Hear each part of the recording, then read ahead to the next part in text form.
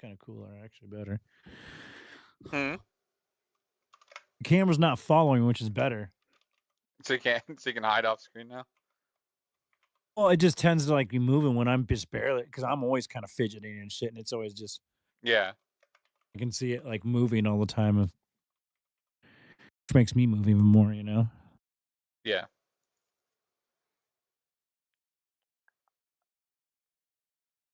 Okay. We're good. Okay, I'm going to start the podcast recording in three, two. Wait, let me just double check everything here. Yep. Everything looks good. Good. Okay.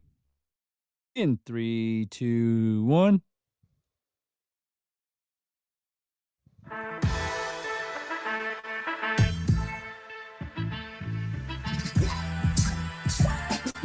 Welcome to Barely Maintaining, the ultimate podcast for die-hard Chicago Bears fans. Join your host, Ryan Burheit, and me, Michael Guyton, as we dive into all things Bears.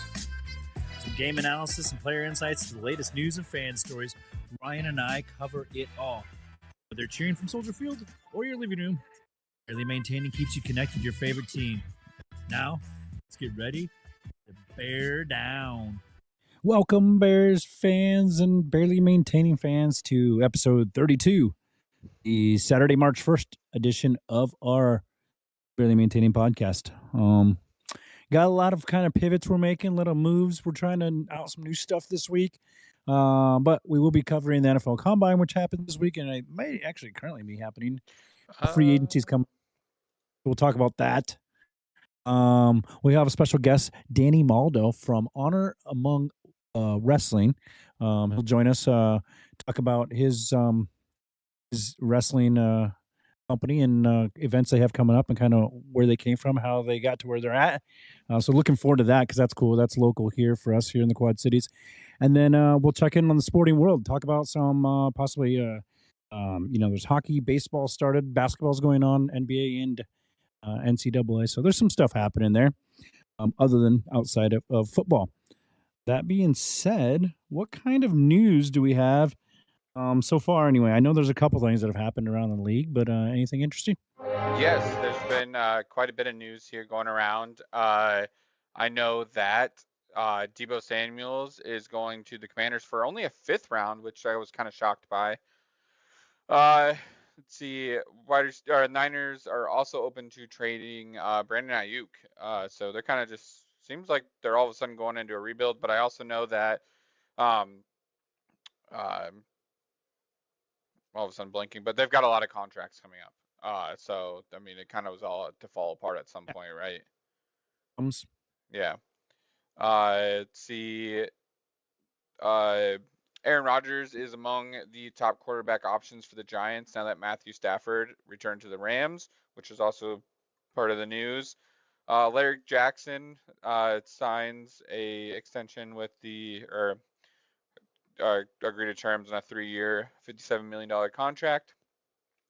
I know that Trey Smith, who the Bears had kind of been interested in, got franchise tagged. I think that was the desperation of the Chiefs to try and save something for there because I think they were losing him one way or the other because when Kelsey decided he was going to stay, I think that was going to that was the deciding factor in if Trey Smith would be able to stay. So they franchised him.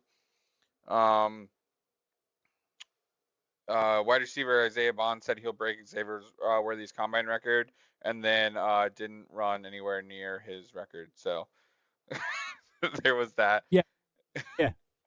I would have came in high and no, like I'm gonna run a 4.7, then ran a 4.5 instead of I'm gonna run a 4.1, maybe 4.2, and then come in at 4.5. Yeah, I thought that was hilarious.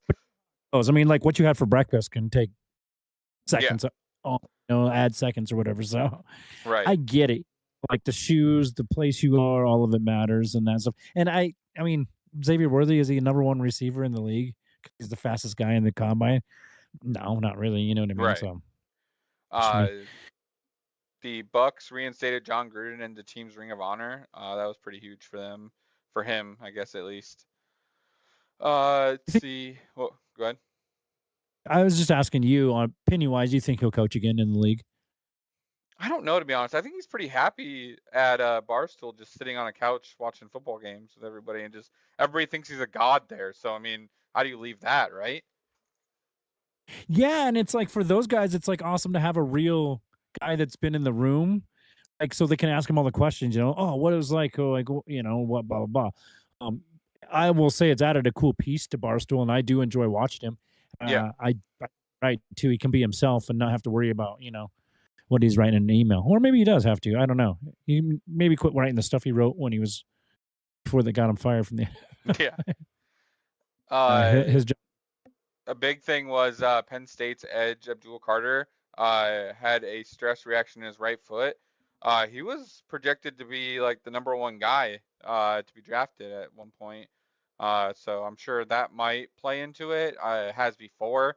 It kind of all depends on reactions, I guess, and how big of a injury it is.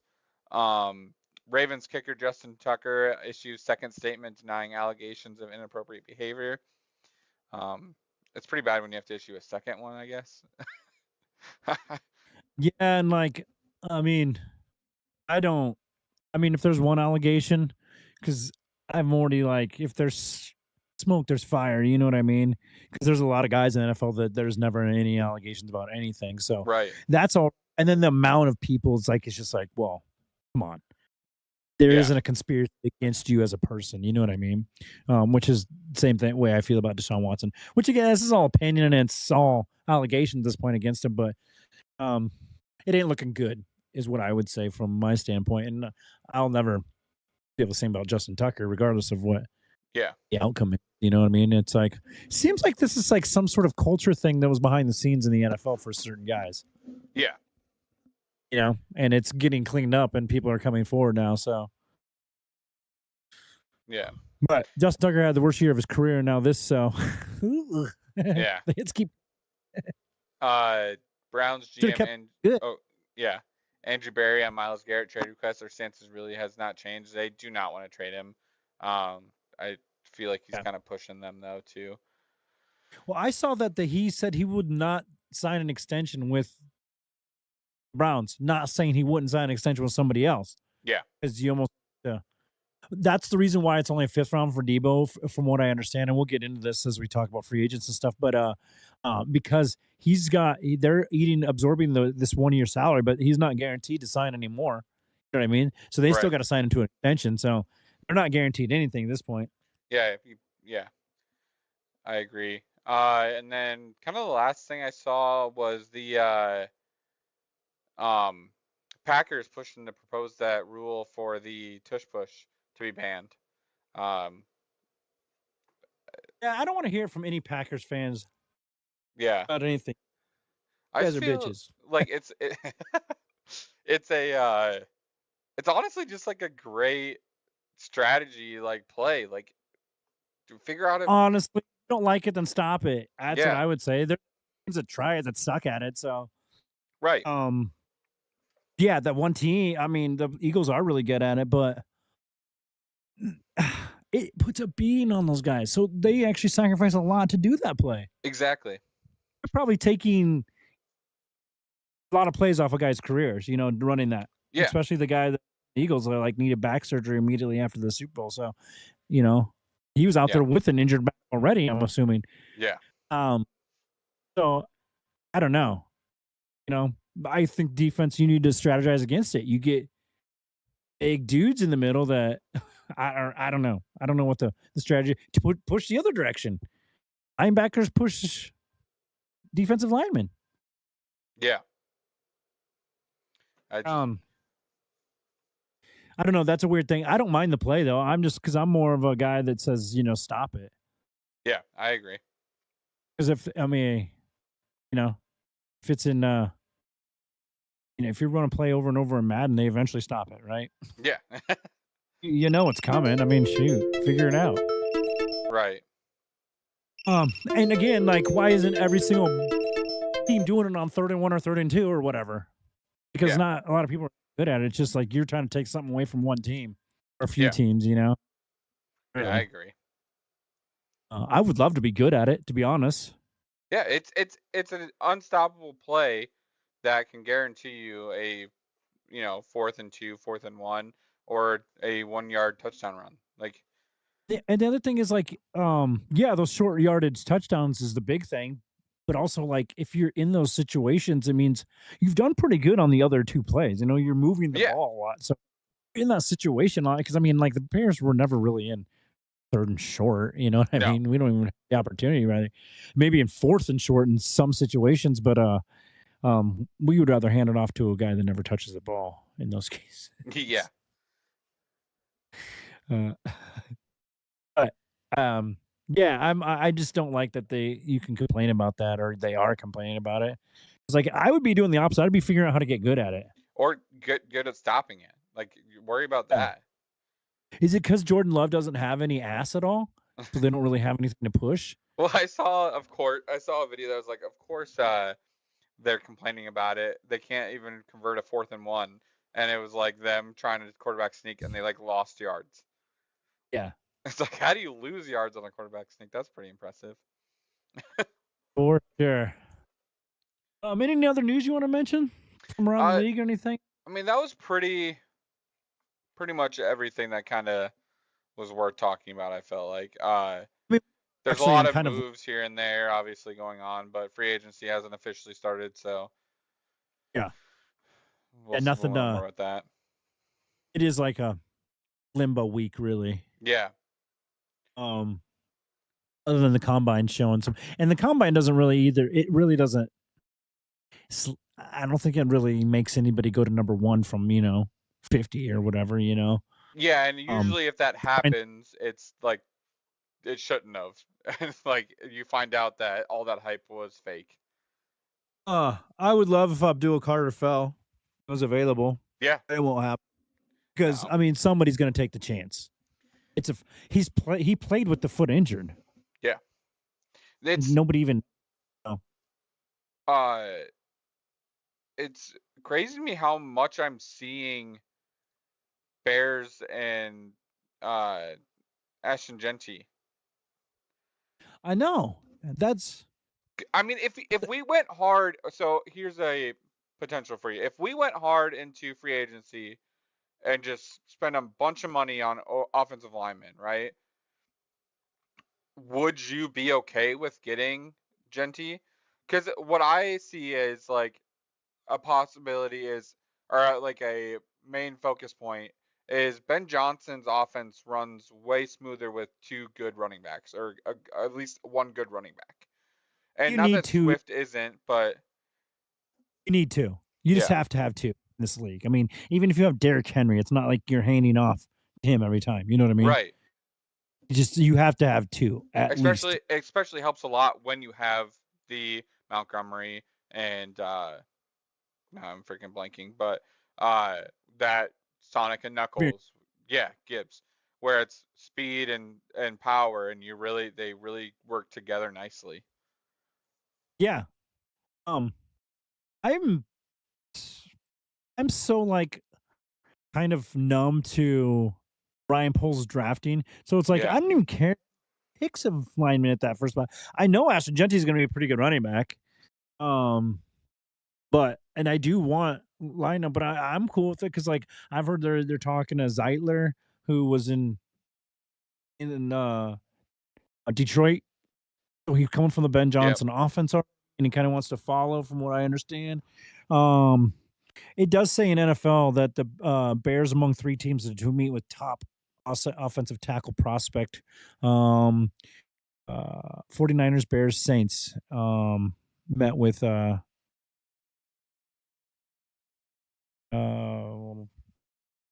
looks like Will Campbell. Okay. Because Trey Smith being pulled off the board is that sucks, but also, I mean, Yeah. Yeah, again, not so necessarily sold on spending the bank on guys either that are getting older. I don't know how old Trey Smith is though. I think he's My late 20s. biggest goal though is I understand this is going to be another growing year. Like, Yeah. it's Ben Johnson's first year. Let's not fire anybody unless it goes fucking horribly wrong. But also, like, let's understand it's a growing year again. Don't let Caleb Williams die because so secure up some line, but I don't expect this to be huge. And then, take the next couple of years and then the third year of Caleb Williams, really let him take that jump, and then we'll be like that huge contender, I think. Like, I don't want to I want to obviously jump up from where we were this year, but I'm still not convinced we're gonna take it just ginormously by any means. No, I don't think we need to. Yeah,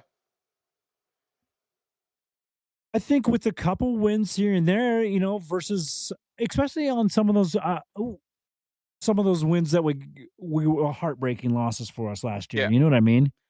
Where Um, somewhere that ball goes the other way instead of the way it went.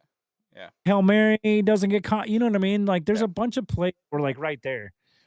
So to me, it's like defense has stopped. We do have to protect Caleb, obviously. But I just don't think we're as far away as we seem. But I'm also trying to keep myself baseline optimistic. Like yeah, yeah. I don't think we're a Super Bowl contender either. And I No, agree. I think we are um a few years from that. But you kind of saw that progression when Ben Johnson became the offensive coordinator in Detroit, the year to year, yep, right? It was kind of a losing season, and then it was last year. It was like, holy crap, first time in the playoffs since 30 years, and then this year is like, well, they're Super Bowl contenders. You know what I mean? right. So it was a nice progression. Yeah, Um, that defense has to be. I don't care if Caleb isn't playing lights out if the defense is stopping everybody. I agree. That's when I had my most fun was when people just getting shut down. Yeah, It's like we haven't like the stopping of the quarterbacks and the 3 and outs like consistently like we used to. yeah, Back in like the '06 that Urlacher Briggs defense. yeah, Oh, that's just kind of what I hope versus spending all the money on the offensive line and then just getting the same result too. You know what I mean? 'Cause you're right. not guaranteed. We thought who was the Nate Davis? We thought spending the money last year was going to be Yeah, beneficial, and we lost more games yeah, than the year before, and we thought that was atrocious. So I'm really curious to see. I think Caleb Williams played really good. yeah. He led a How much couple. We call it wasn't? timeout on Thanksgiving. Uh, he could have led that game-winning drive. He led a game-winning drive against Washington that our defense just let go on that Hail Mary. Like, Well, because the combine's going on right now, and again, we'll talk about that here. We'll talk about Happy Kane here in a second. Then we'll get into the combine. But doing all the interviews and stuff, they said he's the first in the building, last out. yeah, Which obviously I love hearing because he's obviously in a lot of advertising, and he's you know got kind of some star charisma to him as far as the sponsorship money goes.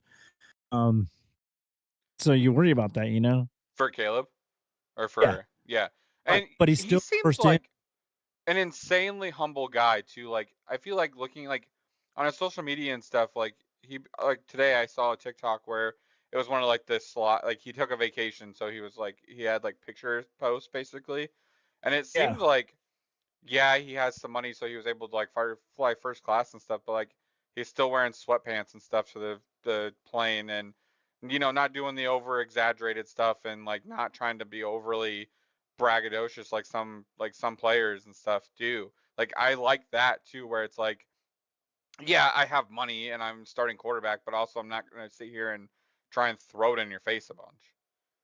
yeah, It seems like he's very yeah. put his nose to the grindstone and kind of work on it. Right. Which is what you want to hear about the Yeah, quarterback. And when he got catfished and got that call that was supposed to be Ben Johnson, kind of how I handled that. I was because he was like they were asking about it. And he was like, I was fuming, but he's like, I knew I had to play it cool because they were just recording and stuff. yeah, So I'm like, just a kind of a down to earth guy, because all of us in our head are going yeah. these, you know. St. Brown let him down in that moment though. I will say. Yeah. Where Yeah. because Caleb texted him like 5 times from what I saw on the podcast, and he's like, Oh, he wanted that to happen. yeah, he's like, hey, is this his number? Like trying to ask him a bunch of times, and St. Brown said it was at a dinner I couldn't even read them. Yeah. So it's like, But yeah, it's funny, damn, you let him down. those kids are like so blown away. They got him. The one kid's like, "No, no, quit being stupid. Quit being stupid." He's like telling each other to like play Yeah. cool. Um. So yeah, let me talk about Happy Can. We'll come back and talk about the combine because there are some cool numbers coming out about some of um the wide receivers, running backs, that this and that. So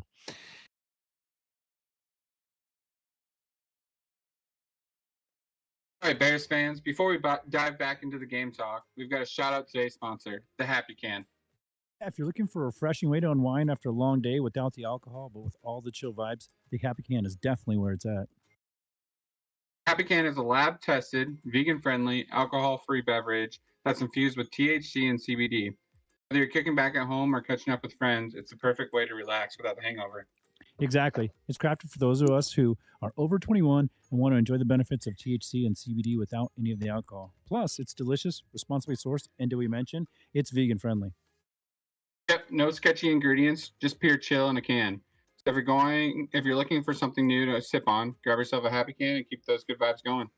Make sure to check them out on buythehappycan.com and use code barelyhappy for a special discount for just our listeners. Cheers to a happy, healthier way to unwind. Happy Can, because life's better when you're chill.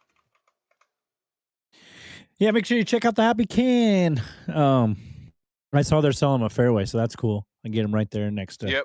Well, That's what I do. If you go on NFL.com and you check out the combine tracking data leaders, you can kind of they break it down by 40-yard dash, top speed, shuttle, short shuttle, top speed, kind of every metrics there. But the kid standing out right now is the cornerback from Kentucky, Maxwell Hairston. Mm-hmm. Top speed of 24.25 miles per hour, 24 miles an hour. That's insane. Yeah, that's pretty crazy. The only time people run that fast is when something that's trying to kill them is chasing them. You know what I mean? Yeah. And 6.2 yards per second acceleration. Yeah, so that's pretty cool to see. Any idea where Caleb Johnson's falling in all of this as far as? Yeah, I actually looked him up. Let's see. I'll pull him back up here. Those that know, he's the running back out of Iowa. We've been kind of tracking him because he's kind of, I think, to me anyway, and I might be wrong, but he's kind of like the poor man's Ashton How do you make Genty an Airbnb a in this Verbo? draft. Picture a vacation I rental think with he's a gonna be a host who's steal showing you late, every for room like you've a never running seen a back house that before. might Now be get as rid good of as them. Ashton Genty. There you go. No host ever. Had he had competition, he faced it like Ashton. I don't know. That's just my opinion, but I just like the way I think he runs hard like Ashton Genty does. It's just hard to bring him down. Yeah. Very Saquon Barkley-ish. I don't want to make that comparison necessarily, but he has those kind of attributes. I don't know if Caleb Johnson has hands though, because they just don't pass at all. Other than a little bit, not. I don't think he's like a big time. at catcher. Yeah. His 40 was a 4.5, but he is more power. And then his 10-yard split was 1.62. Top 5 running backs in the draft or in the combine as far as score goes is Ashton Genty, Cam Scatabo, Travion Henderson, Omarion Hampton, and Quishon Judkins. University of North Carolina's Omarion Hampton, and Judkins is from Ohio He's State. 6'1", 224. Who's that? Caleb Johnson. That's moving, dude. Yeah, he's 6'1", 224 pounds and a 4.5. That's pretty. Yeah. It's not really fair because, like, if God made you big, you were at least slow.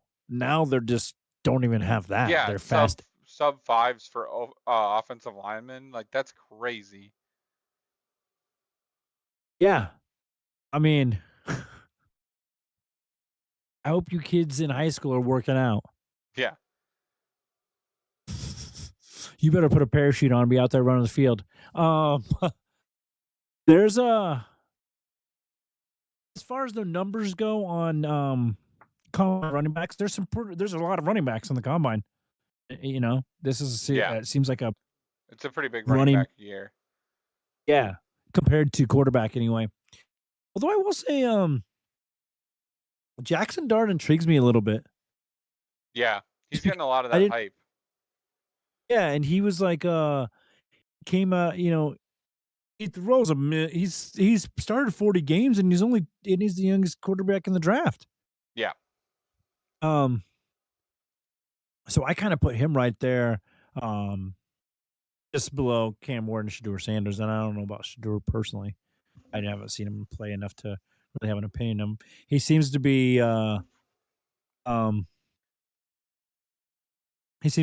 up as far as his talent level goes. Yeah. So that usually means something. What do you think he ends up playing? Because he can't play both, right? Hunter? Yeah. Travis Hunter. If it's me as a coach, probably cornerback. Just because I feel like, I don't know. I guess it depends on what team he goes to, right? Yeah. It's the need. I'd almost want him like Cooper DeJean. Yeah. Run him that on something and then just lock down cornerback, you know? Yeah. And then, I mean, he's got the hand, so it's like juice. Dude, if you can catch the ball and score on defense, that's way more than offense, especially if you got those playmakers on offense. But I'm saying, if you're going to a team that has nothing, they're like Raiders. Yeah. You almost need him there, don't you? At wide receiver? It's like, how can you just let him sit there while I don't know. I just don't see him. I don't see him playing both sides of the ball, but not like actively. Like, yeah, you might be able to sub in here and there, but I don't think you're like actively playing. Like packages and stuff. Yeah.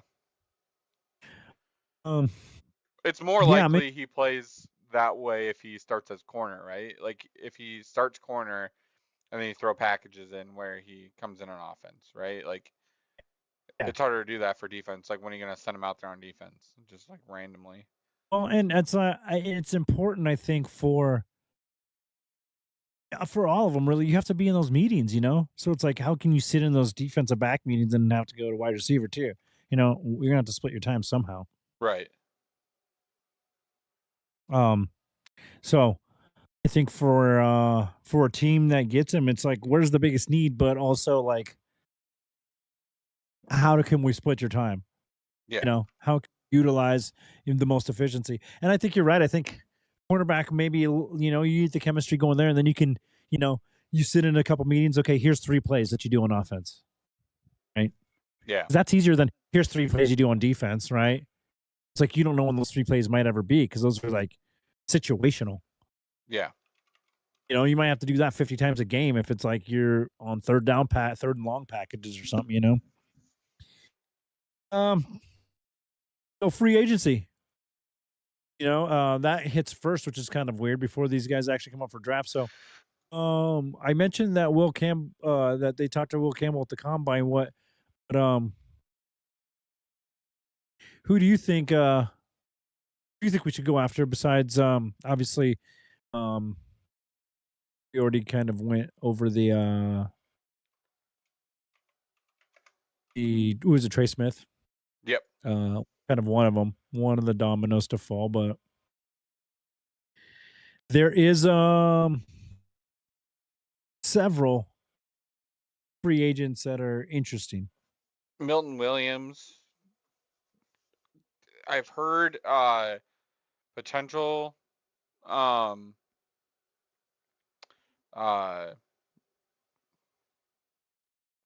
tags on him. But sorry, I just got a message from Danny. He'll log in soon. So Yeah. No, but I've heard some tagged on him potentially. So Mm-hmm. but he could be a good one. He's a young defensive tackle that's pretty good. coming off of a Super Bowl, obviously. I think Sam Darnold's way too high, to be honest. He's number 6 on the top 101 free agents. Only because of I think the QB void for this year, Yeah, and just some teams gonna overspend. yeah. But I feel like It there's would quite a bit. yeah, he's gonna go back to the Jets. So I've been a big advocate for Josh Sweat. yeah, So yeah, I you would have. love to get that. You get both Sweats, not related by any means, but get both Sweats on either side. Like that'd be crazy. Like those are like that's gonna help each other out. It's gonna be great. I would love to do what you suggested earlier, whereas you just put up on linemen here and then draft your running back and some other like position players. Yeah, Just looking at, and I'm not familiar with some of the names, some of the guys' names because I don't like go through every team's line. Um, but there's a couple in the top 20 here that are like, okay, that's not a bad. Like Drew Dahlman, I don't even know where he played. It looks like maybe the Ravens, but fourth round pick in 2021. Dahlman's proven to be one of the steadier centers in football since taking over as a starter in his second season. He's a big plus in an outside zone blocking scheme. So like center is huge for me. yep. Especially having like having the one that can do the tush push, that sort of stuff. Um, and just obviously controlled one or kind of lead the line. Number 19 is Will Fries, offensive guard. Looks I like was from the just Colts. looking at him. Improve young guards in football. Fries broke his tibia in week 5 of 24, so likely to get paid plenty despite the injury. That injury doesn't scare me with What a guard. what do you think about if we don't sign Keenan Allen, Amari Cooper? I like that, but there might be several wide receivers kind of in this. Isn't maybe Tyler Lockett going to be available? Am I wrong Potentially. about that? There's a bunch of like kind of wide receivers like in that kind of age group and era that might be interesting. Kind of fill I that void. like that. Like I think we've talked about this quite a bit. I like that just having that solid, does his job well receiver that is good on like a good just target for Caleb just to have where he knows where he's going to be. Not that DJ Moore isn't also that, but he is also like your guy you want to have a little bit more um, improvisation to where he can just run his routes and be that fast guy or do those quick out screens where Keenan Allen or one of your other kind of good veteran guys can just be that just stapled where you know where he's at. While also Roma Dunze is learning still. He's still young. Obviously showed some great signs, but you still would love to have that like veteran piece that Caleb can always rely on, like, knowing exactly where he's going to be because he runs the same route every time or whatever like that. Yeah, and I mean, honestly, as far as why that goes, it's just based on money. How much do you have to spend on if you are building line through free agency? And how much of that's left over because you still got to have 15. And he's expected to be cheap this year because he had a down productivity and for the Bills because he was injured. Yeah, So, yeah, and he seems like he's a little like better for locker room than he has been. Maybe yeah, like realized like, hey, dude, maybe I'm the problem here. he was also on the Browns, right? Yep. So that's like Browns, Cowboys. who knows what's going on there? Yeah. You know what I mean? One of the names on the list is number 52 is Mekhi Becton. Yep. He's a free agent, offensive guard. Mauler in the run game. Becton's career was reborn with the Eagles. The skill set outshine outside of Philly. He's only 26 years old. I feel like there's some tread on those tires for guard position. I think we need 3 pieces. 3 like good free agency line pieces. Whether that's guard or tackle, center for sure. And there's quite a bit of tackles too. There is. There really is. Or centers even too. It looks like Packers are losing Josh Myers. Yeah. Like Would you double down on a safety because of Jaquan Brisker's situation? And then maybe not a top tier one, you know what I mean? But Right. like a Like a Cameron good. Bynum. That's the one I was looking at. He's 27. Vikings probably going to resign him, but man, like a piece like that, where it's either or, because I mean, it just doesn't seem like you're going to get 17 games out of Jaquan Jeremiah Brisker. Chin. Yeah. Yeah, there's, I mean, Yeah, those, yeah. because there's so many safeties, is it like good to market might be fairly inexpensive on them. There's a lot. There's just a lot of good looking. About James Daniels reunion, Bring him back. Dude, we could get a pretty good Iowa line. I'm James not opposed Daniels, to that. Brandon Scherf. If they're known for anything, Tight ends and offensive line. I won 4 national championships in a row as a quarterback at Iowa and NCAA. Oh, yeah. That's a fun one. Now I'm a running back at Illinois. A little bit more difficult, let me tell you. Yeah. Yeah, that's hard. Being the running back and being in Illinois. Yeah. Just in general. All the above is tough. I really needed was a quarterback, and that I was that. You know what I mean? Yeah. Illinois needs several pieces, and I'm a running back, so I can't even call the plays. And it's like he never completes a damn pass. Altmaier, whoever it is. Yeah, fun game. All right. So I am able to. I'm gonna start pulling him in. Okay, that sounds good. Not to interrupt you. Sorry. Oh no, you're good. Just to round that out, I mean, there are a ton of free agents lying out there. So if you wanted to do what you suggested earlier, it's like that would not be difficult. You know what I mean? There's plenty out there. Right.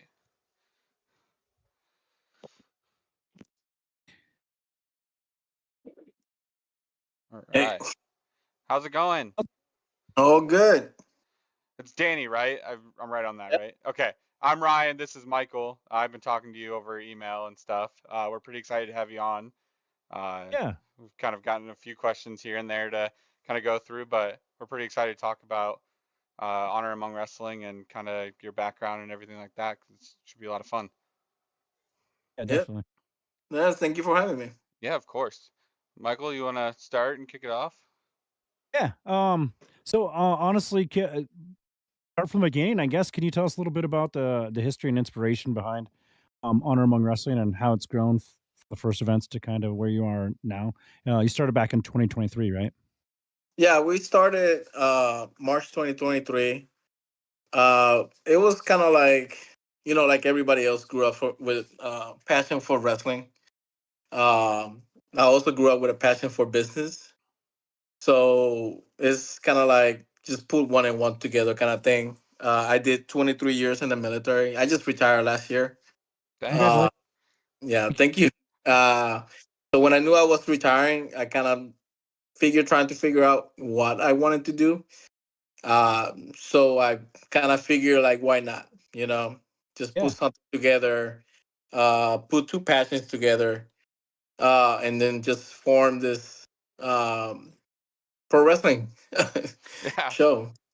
Honestly, you're talking to 2 pro wrestling fans. I mean, I actually have like fond memories of watching wrestling with my grandfather and my dad, and you know what I mean? So it's part of my culture growing up, you know what I mean? So yeah, because that's how I started. I don't remember.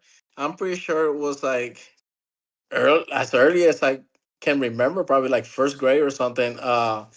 My grandpa was watching wrestling in his room, and I just walk in. He was just sitting there, and I just think he was watching WWF back then, and I think, I had the memory of like Hogan and Warrior.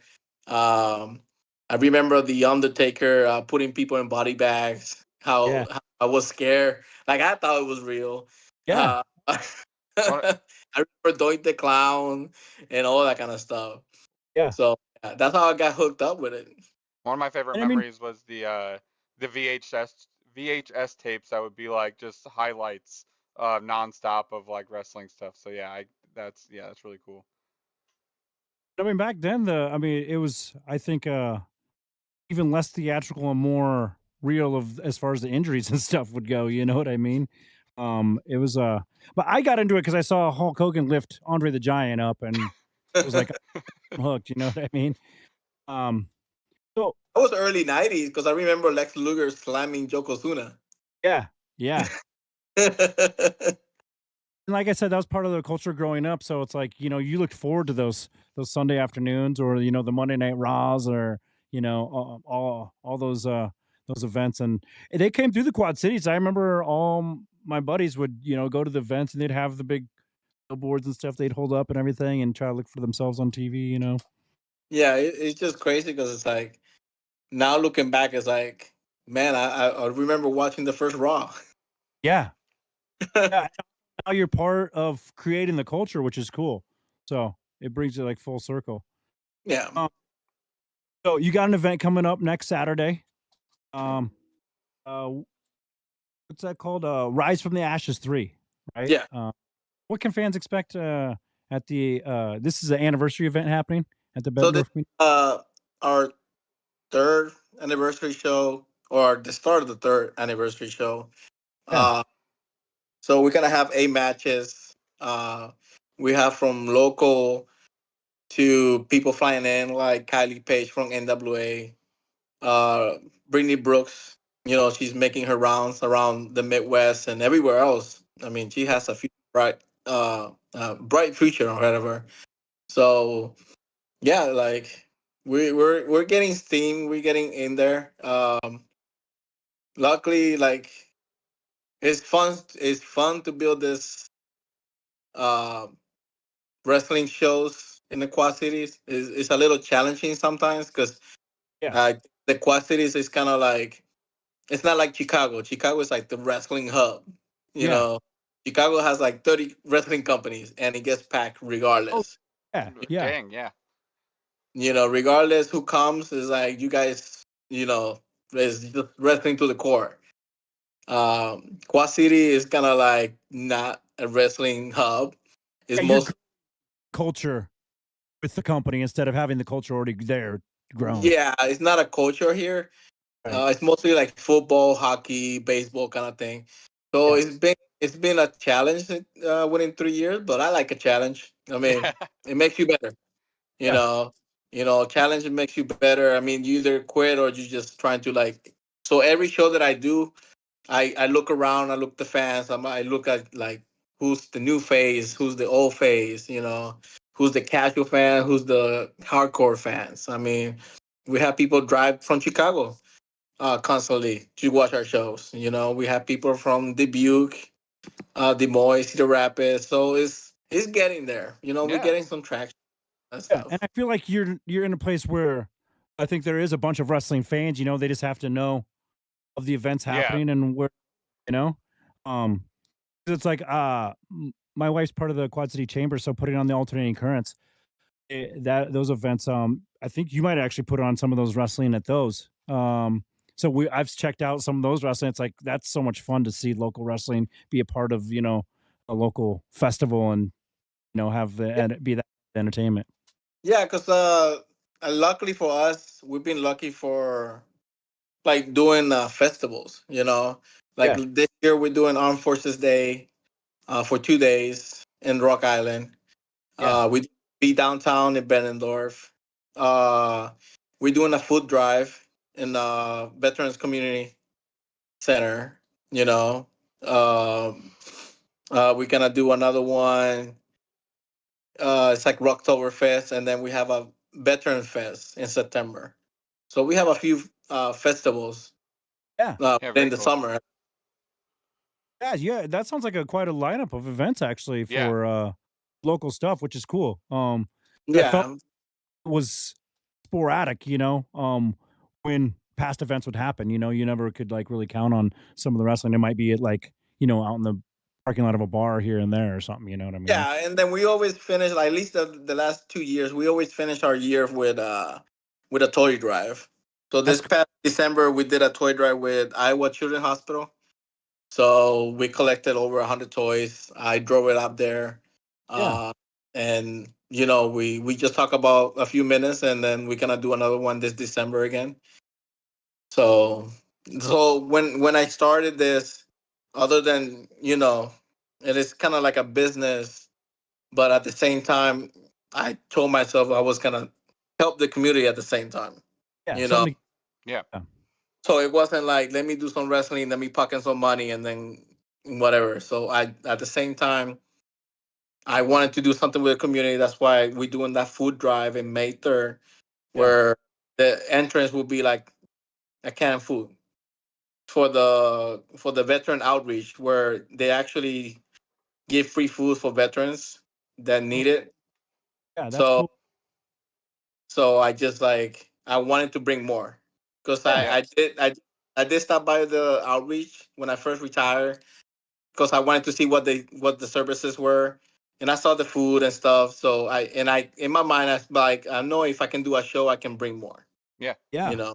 That's one thing I've So noticed is great about the wrestling community is like it always seems like even like the heels and stuff like when it comes to like charities and stuff like that there's a very big part of that as well that goes into it, which is always really cool to see because you don't get that with a lot of sports figures or higher figures kind of thing where they might donate and stuff but it doesn't really come from anything other than like hey we have to do this otherwise we look bad. It always seems like in the wrestling community there's quite a bit of a push to help the community and help charity events and be like the driving force behind those things.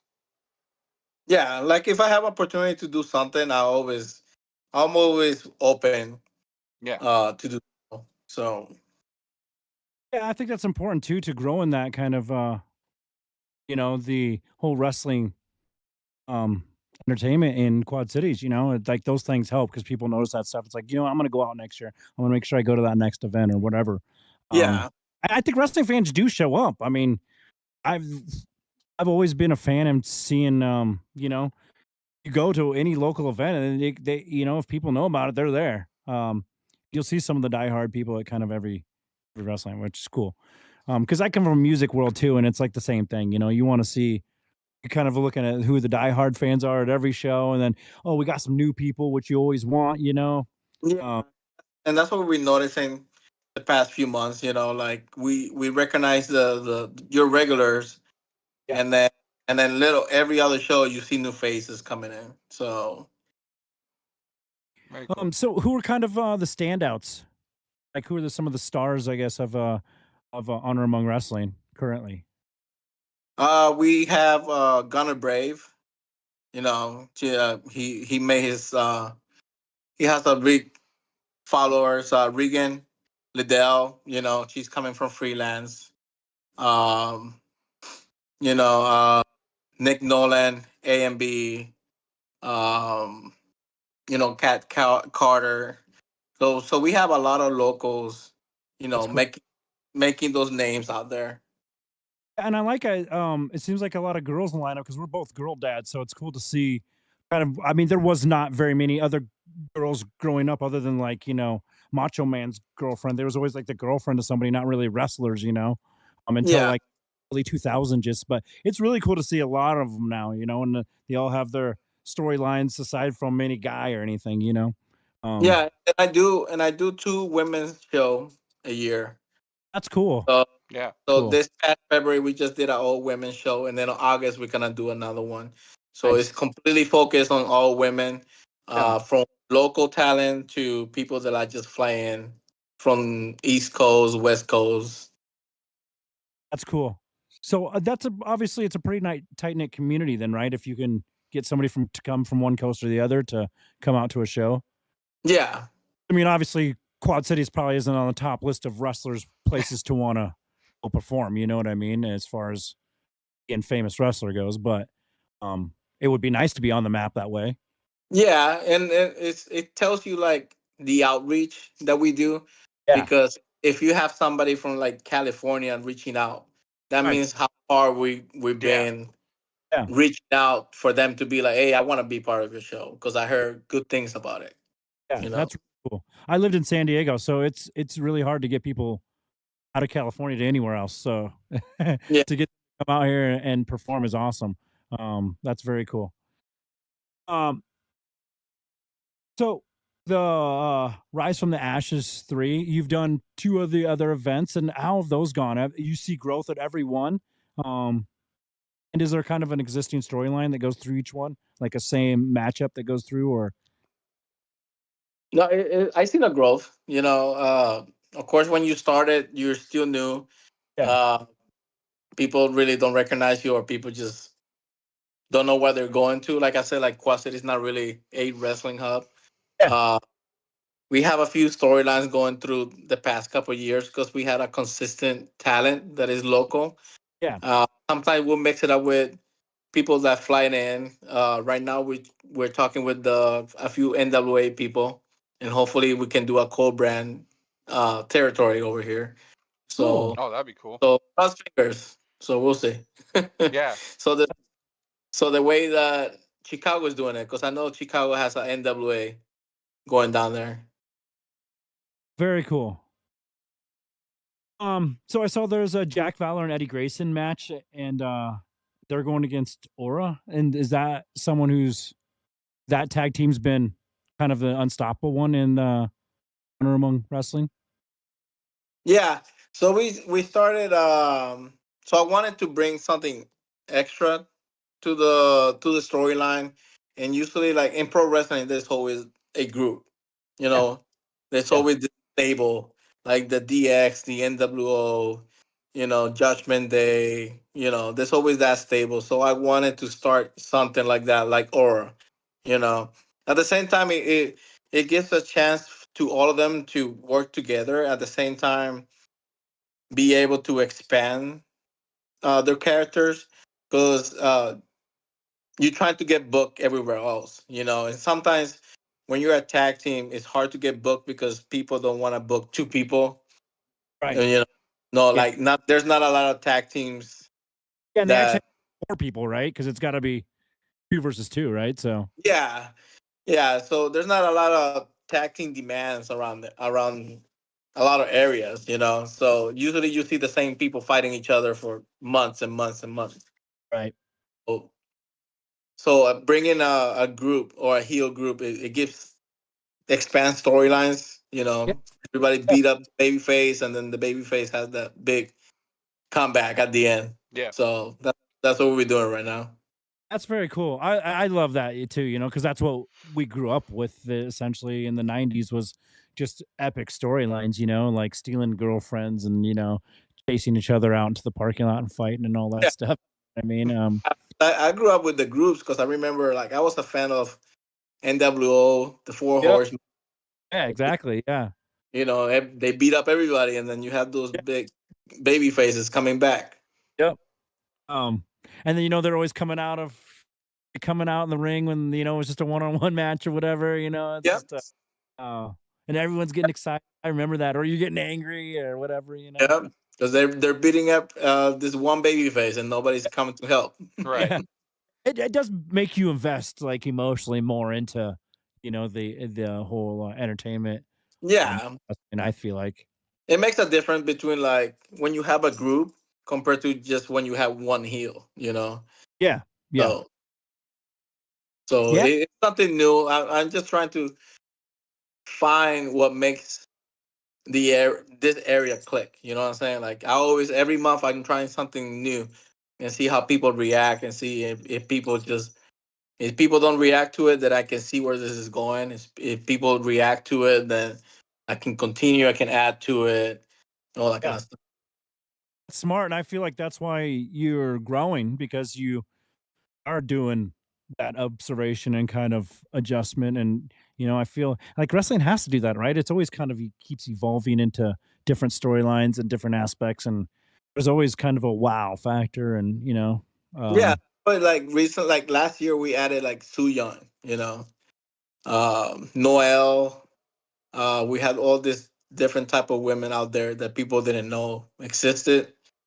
You yeah, know, Danimo, like I said, like Regan, So we have there's people out there. It's just giving them that stage, that spotlight for them to Yeah. shine. Yeah. So So there, I saw that one of the matches was a 2 out of 3 fall, or what does that mean? so that's the tag team aura with Jack Valor and Eddie. So basically, it's whoever gets to 2 pinfalls wins the match. Oh, that goes on for a little bit then, huh? That's a Yeah, bat. That's yeah, that's cool. a battle right there. I So like. whoever gets two wins the match. So we're And it's we're presenting brand new uh tag titles. So whoever wins that, they will be the first ever HAW tag champions. Oh, sweet. cool. So we spent 2 years, and I was looking for the perfect time to build that division. Yeah. Uh, in the first few years, like we really didn't have that demand, or we couldn't find the right tag team. So now in our third year, we were like, oh, I was able to build that division a little bit more. Like I said, like you have to test it with the public to see like they were interested in tag teams too, because so like I said, every area is different. You Yeah. know. Nothing's gonna stop a show worse than just crickets out there, right? When 4 Yeah. people are so Yeah, if they're not interested, then you just move on and then create something new. very cool. Um, so before we wrap it up, how do you balance like the upcoming talent with like showcasing new people with like some of the you know veterans and people from that are um on the West Coast and East Coast, people that might be already be known. Like, do you have a formula for that, or is it just you think of whatever matchup is good is what you go for? Just so when it comes to that, it's just kind of like trying to find the right puzzles together. Uh, so if I bring somebody in, uh, like what opponent will be like the best investment for that? You see Right. what I'm saying? Like who's gonna get the best out of it? It's Yeah. like when the WWE brings John Cena back, Right. who's Yeah. gonna get the best out of that rub? Right. So that's the way I see it when I bring somebody in, like especially from NWA. Like who's gonna be the next one is gonna get like that jump out of Right. it. Like I think last year on our first all women event, uh, we had Heather Reckless versus Regan Liddell. Regan is still was starting there, and then she won the Yeah. title out of Heather, and she jumped out of it. That's cool. Um, I wondered that, and you have to be pre-thinking ahead. What is going to be best for everyone involved, right? So that's very cool. You have a lot of newcomers wanting to be a part of it. Yeah, every time I get some emails and messages, so Yeah. I have to focus on or like how to answer it because sometimes like I get so many messages through the day. I sometimes I skip on that and I forget about it Yeah. until I get like, a message. I mean, I'm not trying to ignore people. It's Yeah. just Right. there's so many, and then I plan the match. I plan my shows like almost 6 months in advance. So Right. I try to answer as many people as I can and trying to put them as much in each spot as when they can fit. You know, because I know there's a lot of new people looking for opportunities. You Yeah. know, I there's mean, people out there then like in California never left the state. yeah. Looking to out shine somewhere else.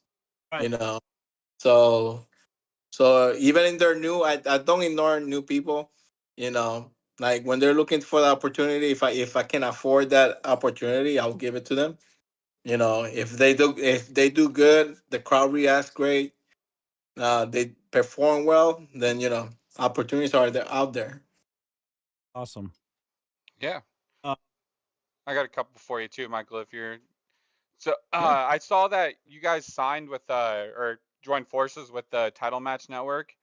That kind of network. Can you kind of talk us through what that kind of process was like? And I mean, that had to be feel pretty awesome to kind of take that step. So what did that look like? It feels pretty good, Yeah. honestly, because it's because it's trying to get a streaming service. Yeah, You and know, I was it's, going through it, some of their catalog. It looked like pretty big on there too, like some of the stuff they've got. yeah, they got a pretty good catalog. Especially they also have a catalog like it's all women events also.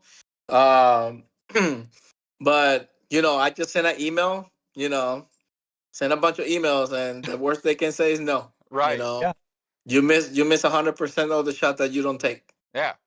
Exactly. So, and then luckily they contacted me back. They gave me a number. I had like an hour conversation with the owner, and we made it work.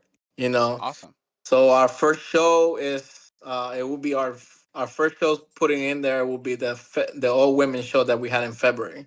Oh,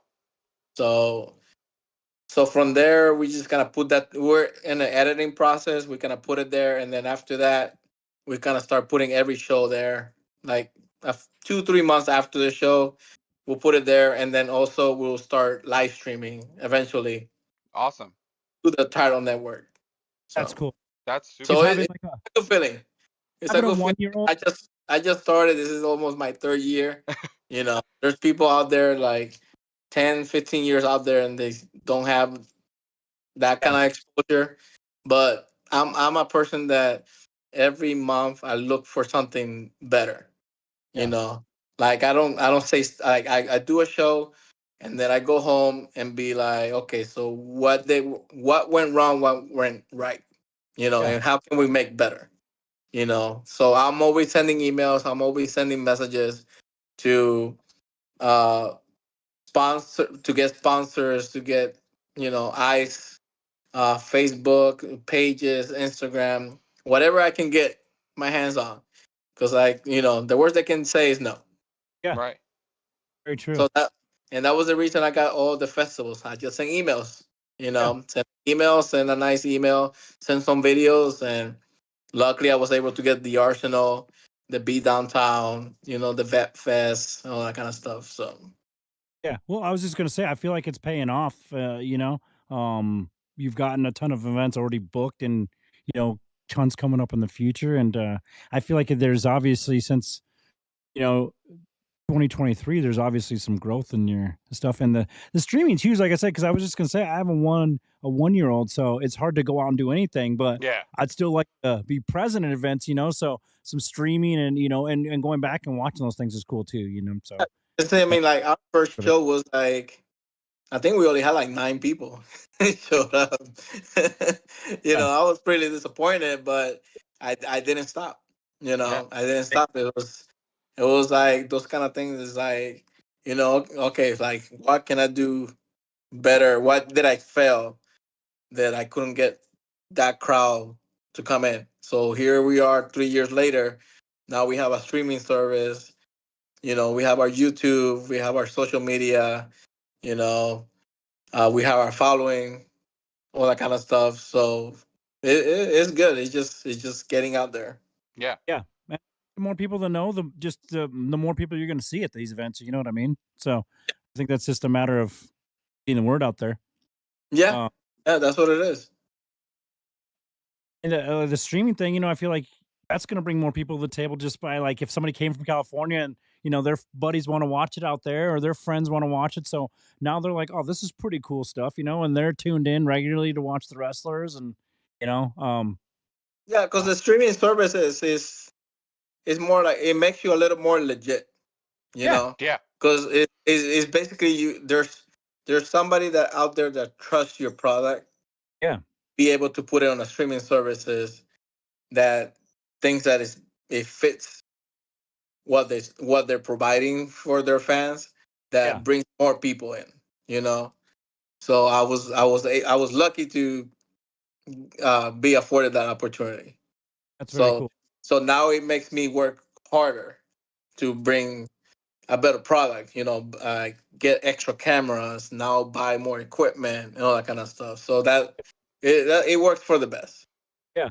Well, I feel like you're putting in the work is why it's Hmm. happening, and you're definitely earning it from that aspect because I like you said, there's places in Texas and all these places that have done it for 20 plus years that don't stream or anything. You can catch a YouTube clip from somebody's phone every now and again of wrestling matches here and there, but not actually. I mean, to me, streaming is just like the networks to some degree. And I Yeah, bring up the example of Summer Camp Music Festival. It's just in Peoria. They started out with 300 people in 2000, and it's obviously 20 years now, but 30,000 plus people come to this thing. It's multi-million-dollar operation. Just kept building, every year a little more, adding, like you said, just looking at what went right, what went wrong. Let's replicate that. Let's take that out, and always evolving. yeah. Because I mean, my goal honestly will be like being recognized nationwide ish kind of Yeah, thing. Like I want yeah, people to say, oh, HAW, Iowa. Mm, yeah, We know who they are. yeah. right. So that's basically my goal when I'm building this brand. Yeah, and I think you're well on your way, honestly, from what Yeah. it seems like to me.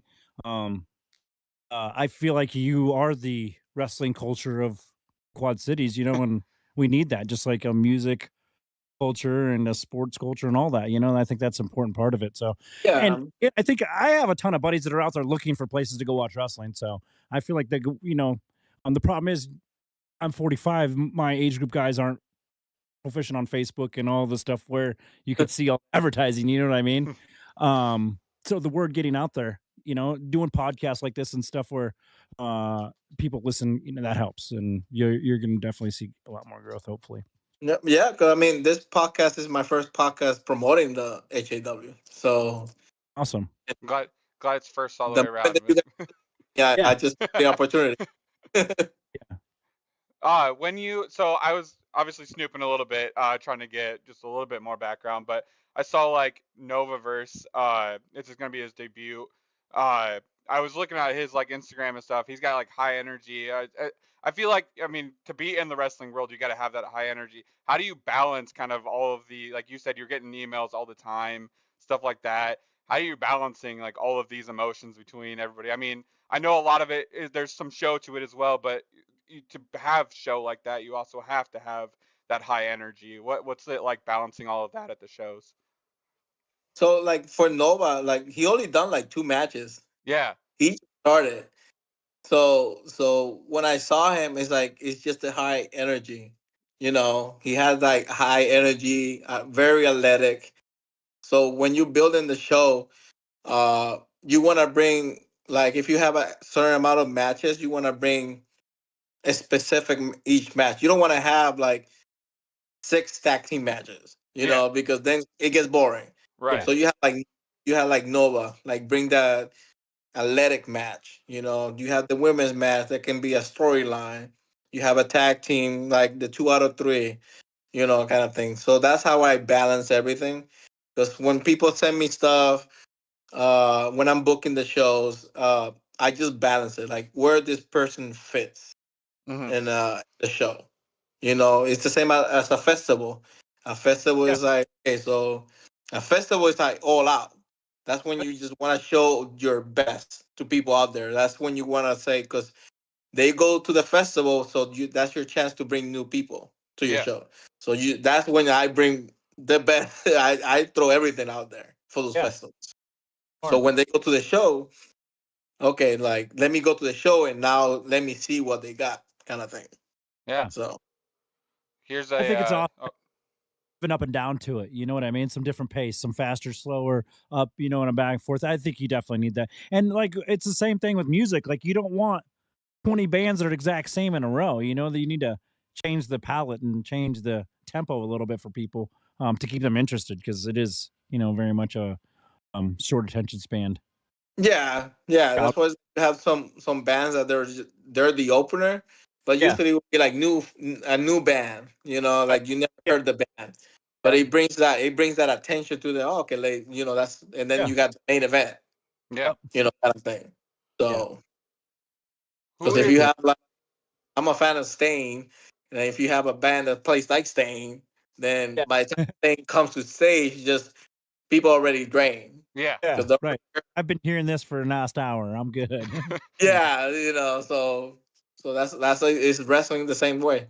Yeah. If you're doing the same storylines in every match, people gonna get tired of it. Right.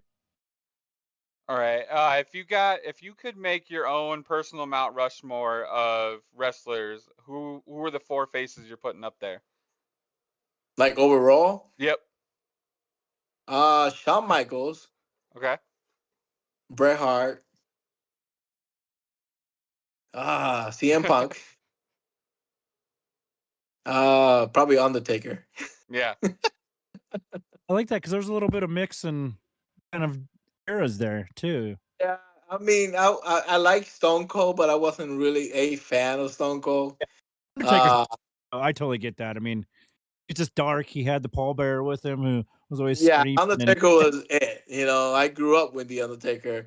yeah, Uh, he had a Shawn long. Michaels grew up with Shawn Michael when he was the Rockers. I remember the barbershop. That was the original. That was like my tag team group. The Yeah, Michaels brothers. yeah, The like it's brothers. after Shawn Michaels retired, that's when Austin became a star, and that's kind of like, it's like okay, but it's, It's a good and then Mount. I used to flip back and forth in WCW, so I used to watch. I was a fan of the Outsiders. Yeah, Well, but I just watched the Outsiders in WCW. yeah, It wasn't mostly Hogan. It was mostly the Outsiders and Macho Man yeah. was out there. Yeah. But WCW didn't have a lot of people that catch my eye, other Right. when NWO started. Right. Yeah, they seemed to kind of like it's the people that were mad at WWE or whatever were going over to WCW at that time. Yeah, there were too many people jumping. Yeah, it wasn't like really. Yeah, Yeah, it was fun at the beginning, and then or once they start adding like 30 people to the group, it just yeah. started getting. The storylines got too much. You couldn't keep up with who was doing what anymore. No, no, no. You've already accomplished so much with HAW so far, even in these short, 3 years so far, like you said. What are some, like, what's that next slate of goals for both big and small, like, scale? Expand more. Like bring more fans to the show. Do more festivals. You know, maybe one day get a local TV station and have my shows there. Even Yeah, if it's a one morning slot, but it is a slot. yeah, Any opportunities is opportunity. Uh, of course, it's just any opportunity that I can get in my hands on. You yeah, know, perform anywhere. Maybe one day we can be in the Vibrant Arena yeah, and be up I think, there. I think that's a totally achievable. yeah, It's just you just don't stop. You find ways to keep going and outgrow yourself. Because we started at the MLK Community Center in Rock Island, oh, yep, and then we end up in Bettendorf Community Center because we outgrew the community center over there. Like we were already getting to that max capacity of crowd. yeah, So That's awesome. so yeah, so I want to get to a point where I grow. We get enough sponsors. We get enough festivals. I want to be like I be recognized like in the city in yeah, Bettendorf that where they say, "Hey, come Bettendorf," and by the way, we have wrestling. right, You Yeah, know, because yeah, each city, like it's like each city have their own little thing. Like go to Chicago and come to Six Flags, yeah, kind of thing. So I want to be that Bettendorf. Other than there's Betflex. Hey, by the way, we have wrestling. yeah. yeah, And I think it's there, like we've talked about through this whole thing. It's like it's not like the fans aren't here. It's just like unlocking that fandom and like getting them to like realize, hey, we're here and these are the times the dates are and like stuff. It's like you said, like it's just growing and it's just unlocking that fandom that's out there. Yeah, it's just getting out there. It just it's a challenge, but Yeah, it's just getting out there, talk to the right people, uh, drop some flyers. Our staff keeps growing. It makes us stronger. Everybody has their own way to help us grow in here. So that's how HAWs keep growing because we Yeah. keep adding more people to help the brand grow. Yeah. From the behind the scenes to the cameras to setting up the ring to going out there and setting up flyers, talking to people. So Yeah. Yeah, Very that's cool. important. And I think obviously you've done a good job with that. If you're outgrowing original venues, then that shows that you're doing something right. yeah. Any other questions, Ryan? I've got all mine answered for the moment. I mean, I'd love to have you back on, kind of check into and have. I mean, Yeah, love to keep going over yeah. storylines and stuff. And if you'd like to come back, obviously, I'm not forcing you to, but Oh no, for sure. And then maybe like if you guys want, you can ask one of the champions that we have yeah, come on the show and then talk about more about HAW stuff. yeah, Honestly, we could start doing a Quad City wrestling podcast too. Talking about storylines and all that. yeah. You know? Yeah. That'd be cool. Right? Need to 'Cause get out I of I this. mean I love wrestling, and we would love to promote the culture as well. To Yeah. be a part of it. There's been multiple times where me and Michael just have gotten sidetracked and kind of like talked about random wrestling times that just kind of I'm here and there. I'm a decade older, so like I'm always going back to Yeah. the old guys, the Hulk Hogan's and the Iron Sheiks and stuff. Like talking about Royal Rumbles in the early '90s and stuff. But I remember going to the movie rental place and just dying to get those Royal Rumbles to watch. That were already like 3 months or 4 months old or whatever. Yeah. But that's what it meant to me to watch wrestling. It was like you knew all the music the guys came out to, you knew the storylines, and yeah, and I have fond memories of that. I'm 42 and I think my favorite one was the Survivor Series. Yeah, Yeah. that Survivor was Series huge. was my favorite one. Yeah, that was huge. And I mean, I'm sure those pay-per-views were very lucrative for Vince McMahon back in the day. Yeah. I think Everybody, I remember like my brother used to like Tatanka. That was his yeah, favorite one. yeah, And then he turned to the what is it, $1 million corporation. yeah, And my brother was so mad. yeah. Yeah, I've got a Yeah, that's what happened with Hulk. He was a good guy, and then turned into Hollywood Hulk. I was like, what? You just ruined my whole childhood, dude. But he turns to the best though. That was the best version of him. It actually was. It actually was. But at first, it was like we were all so hurt. It was Like, weird. It felt weird. yeah, how could you? And then it was actually better. Yeah. So I mean, some stuff, some turns works and some doesn't. So They're doing, yeah. I mean, they're definitely testing, but they kind of know how people are going to react to. Like yourself. You kind of know storylines that are going to work a little better than others, or what your stars are. yeah, that's like the pros and cons of watching like creating your own show because it's you kind of don't enjoy it Yeah, because you're paying attention to your surroundings, yeah, like what's going on in the background, what's going on with the fans, what's going on with the show. So you right. really don't have time to enjoy what's going on. right. Yeah, yeah. I can Yep. totally see that. 'Cause you're more interested in, is this playing good, or is this something I need Yeah, to? I'm too busy trying. Like I do watch the match, but I'm too busy like being a surgeon out Yeah, of it. yeah, Like I'm looking around, seeing those people, how many people actually start going to the bathroom, people right. start like, Yeah. are they cheering? Are they being forced to cheer? Because sometimes I'm in the back like clapping, and then they start clapping. Say Yeah, okay, so yeah, they need to be forced to Yeah. start. right. And some of them, we have some matches where they're being really generic, uh, and the fans react to it generically, like they just like they get really loud.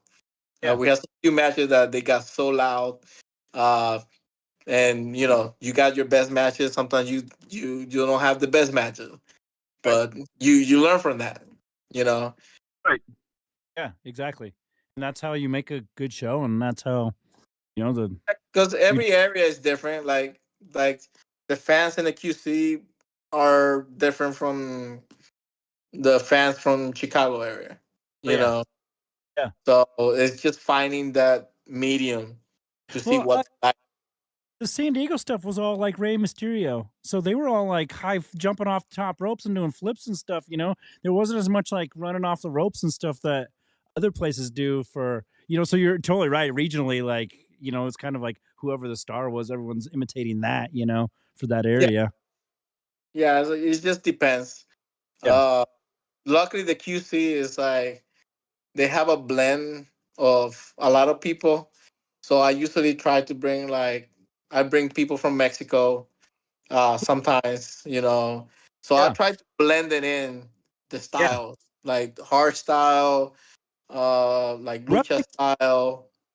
they have amazing wrestling culture. Cause again, I lived in San Diego. So Tijuana going down there, the Lucha Libras and stuff, like their wrestling culture is like what I would wish it was here in the Quad Cities. I mean, Yeah, because love their we brought Sexy Star one time. very cool. Uh, Yeah. so and that actually bringing Sexy Star actually brought us extra fans. Yeah. You know, Oh, awesome. from the Hispanic community. Yeah. So Very that's just it's just finding that what fans are looking forward to, because because at the same time you're looking for that representation too, you know. yeah. You want people to feel like, okay, you know, you belong there. Yeah. Yeah. Well, also, I mean, looking for your Undertaker or, you know, who's going to be your guy, right? Yeah. 'Cause, those are reason why we all tuned in is like we all had somebody that was, oh, he's fighting Yeah, this you're week. looking for your character, like what Yeah. brings you in, you Yeah. know. I always get messages sometimes with like, hey, is so and so's gonna be in the show, you know, is so and so's coming, so I Yeah. already know I need this person there. Yeah. So Yeah. Very cool.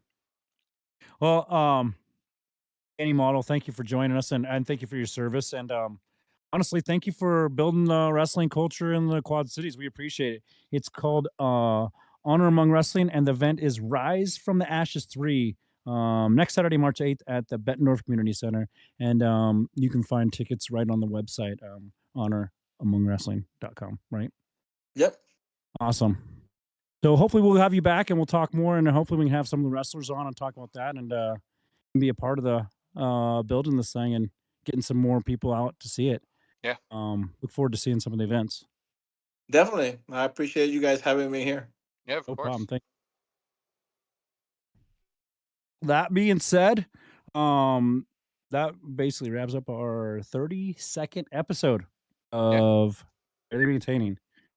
We'll be back next week with talk about the combine. We'll definitely be promoting Danny's event here. We'll talk about that because it'll be happening kind of as we're doing the podcast. And then of course we'll talk about more football as usual. Yeah. We appreciate everyone tuning in as usual to our podcast, and thank our wives, of course, for giving us the time because without them, we couldn't do this. And of Trust me, course, I've been asked what I was doing. um, exactly. And you know, with young kids at home, it's hard Yeah, to budget time. So we appreciate that's you taking time, and we appreciate the listeners tuning in. We will see everyone, or we'll hear everyone. You can hear us next week.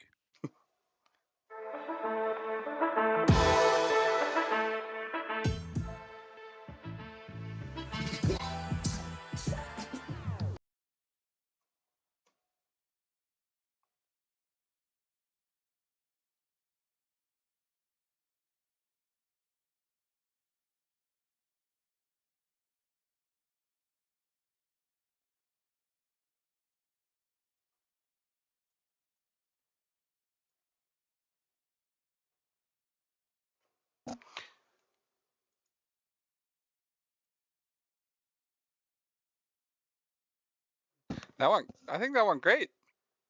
That's good, man. Yeah. I- I just jumped out to kind of give him a sign that Yeah, good. you left. I was like, it was just me and him sitting here, like I was trying he to left. like Like, show him like, hey, you're good, like, like God, not he trying to left. be a jerk. I was just like over here. But yeah, He's that was still in. awesome. He's a super nice guy. Yeah, and talkative too, so it made Yeah. it easy. Yeah.